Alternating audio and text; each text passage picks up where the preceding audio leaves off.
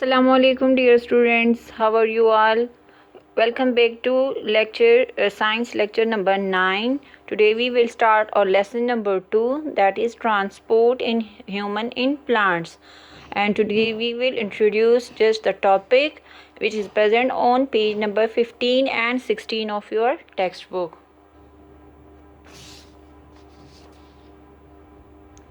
Okay, coming toward unit number 2, that is transport in humans in plants. Transport, what is the meaning of transport? Transport mean to carry something, लेके जाने को जो है वो क्या कहते हैं? ट्रांसपोर्ट। जिस तरह हमारे पास व्हीकल्स होती है, गाड़ियाँ होती है, वो भी ले जाने का काम करती है, सेम इसी तरह ह्यूमंस और प्लांट्स में भी जो है, अब उस ह्यूमंस और प्लांट्स से जो है ट्रांसपोर्ट का क्या ताल्लुक़ है?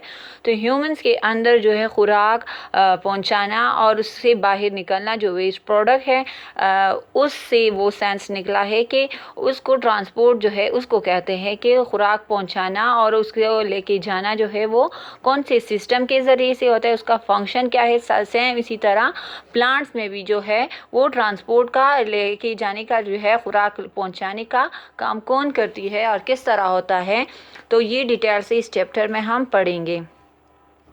पहले जो है इस चैप्टर में जो है ट्रांसपोर्ट सिस्टम एंड ह्यूमंस जो है वो इसमें हम जो है उसकी डिटेल पढ़ेंगे। फिर है describe the structure and function of heart and blood vessels.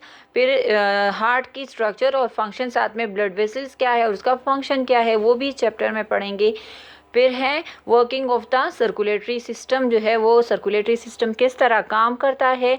फिर है वो scientific developments that provide alternative for dysfunctional body parts such is artificial tissue and organ and their transplantation. फिर साइंटिफिक डेवलपमेंट जिस तरह तरक्की हुई है साइंस के शोबे में कि किस तरह उन्होंने जो है वो टिश्यूज़ और आर्टिफिशियल टिश्यूज़, जो नकली ऑर्गन्स और टिश्यूज़ जो है वो ह्यूमन में किस तरह ट्रांसप्लांट मीन लगाने को कहते हैं कि जो डिसफंक्शनल बॉडी वो पार्ट डिसफंक्शन काम करने को कहते हैं। डिसफंक्शनल मीन बॉडी का वो पार्ट जो फंक्शन नहीं करता है, तो ऐसे पार्ट से उसको आर्टिफिशियल टिश्यूज़ या ऑर्गन से ट्रांसप्लांट जो है या रिप्लेस किया जाता है। जिस तरह फॉर एग्जांपल किसी का पाँव जो है बिल्कुल अलग हो जाता है, टूट जाता है, तो उसको जो है वो आर्टिफिशियल लेग जो है वो लगाते हैं। तो इसी तरह ये आर्टिफिशियल टिश्यूज़ और ऑर्गन जो है ये भी आइडेंटिफिकेशन जो है इस चैप्टर में होगा।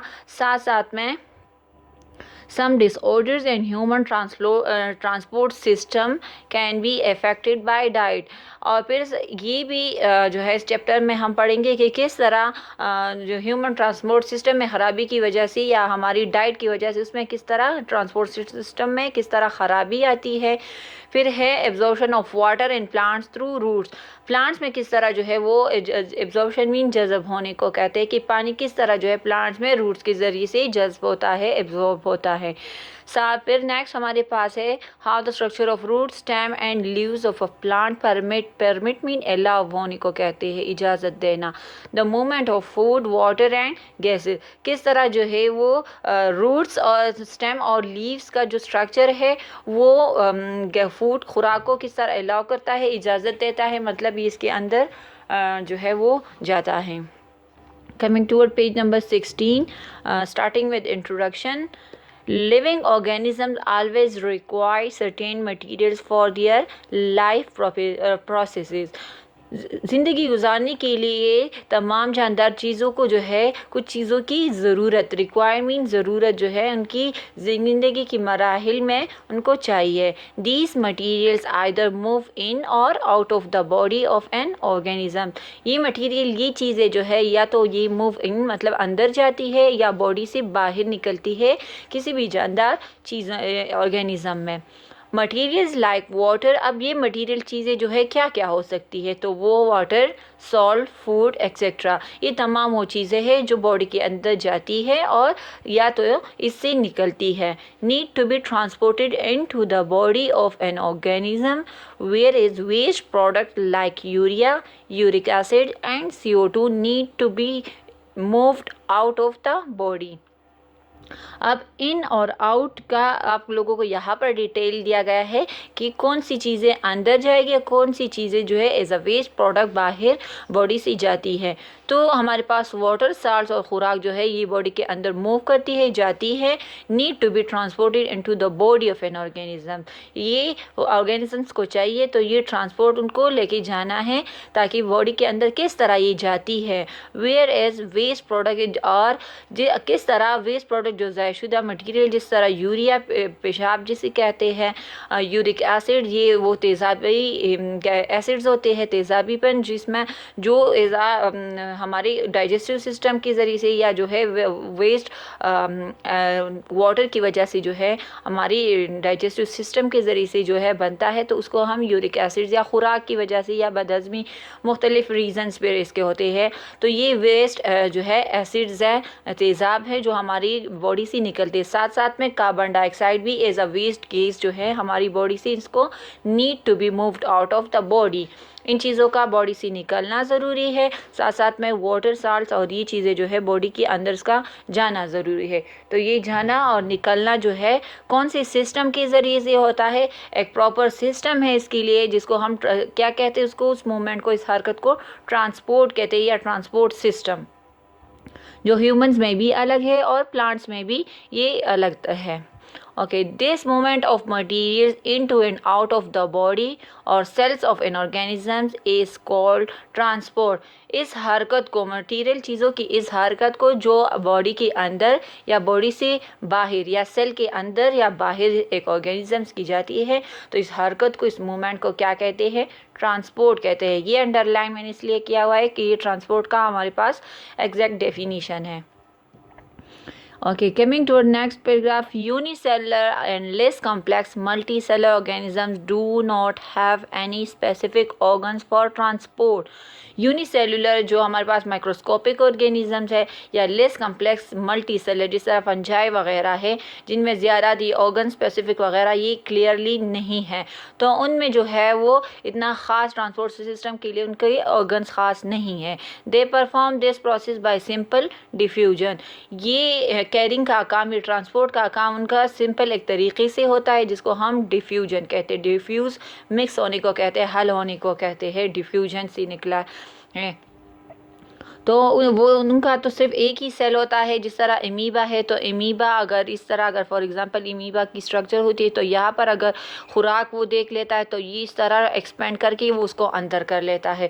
तो ये हमारे पास यूनिसेलर का सिंपल होता है ट्रांसपोर्ट, इतना उनमें कम्प्लेक्सिटीज़ नहीं होती है। लेकिन अगर हम हायर एनिमल्स और प्लांट्स को ले लें, in higher animals and plant for exchange of material with environment and for transport of materials within the body of organisms, special organs, heart, blood vessels, etc. in human beings, xylem and phloem vessels in plants are present.